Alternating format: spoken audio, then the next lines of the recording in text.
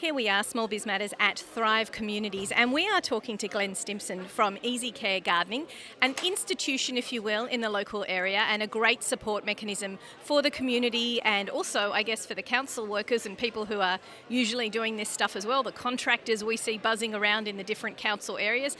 Tell me a little bit about Easycare Gardening and what your role is. Sure. I'm the manager at Easycare Gardening, and what I do is to facilitate lots of teams in the Hornsby, Ryde, Ku-ring-gai and Hunters Hill local government areas. So we're principally a volunteer organisation, but we have a few staff that lead teams as well. And so it's mainly gardening to help elderly people stay in their homes as long as possible. Because, of course, being in the garden is probably one of the great joys of remaining in your own home. You have something that you've cared for and looked after for so many years.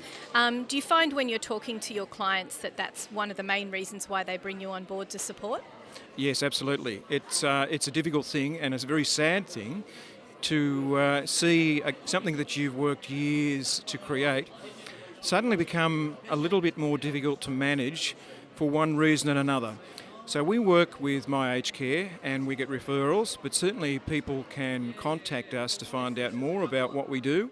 But yes, people find that through illness or whatever calamity that might happen in their life, that suddenly just the weeding or a little bit of pruning is a bit beyond them. So, yeah. And like you said, something that takes such pride and they've spent so many years looking after it would be a bit of a mental health issue to see it degenerate before their eyes, I guess. Yep.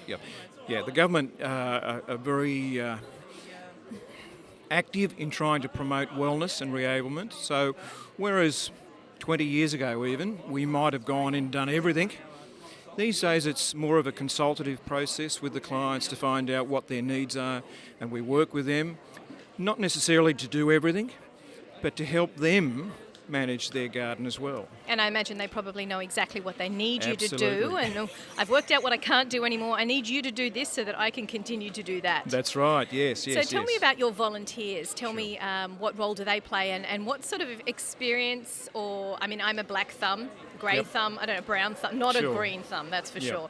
So what sort of experience do they need in order to assist and become volunteers with the organisation? Sure, no experience needed whatsoever. In fact, the less you know, sometimes it's the better. But we always have enthusiastic amateurs, but people who know quite a bit, and they share that knowledge with newcomers.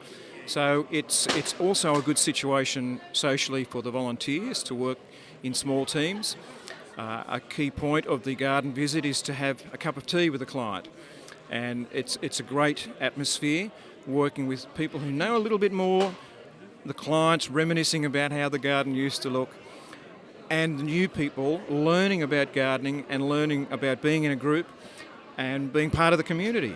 That's fantastic. And so why have you come to Thrive Communities? Why do you see this as a valuable point for your organisation? Look, networking is always very good. I heard about it from somebody who's been a regular, and it's good to just have a face to a name, if you like, because Easycare has been going for 30 years, but not all that many people know about us. So it's very important that we are out telling people what we do and obviously looking for more volunteers. Fantastic. Look, thank you very much for joining us here at Thrive Communities with Small Biz Matters.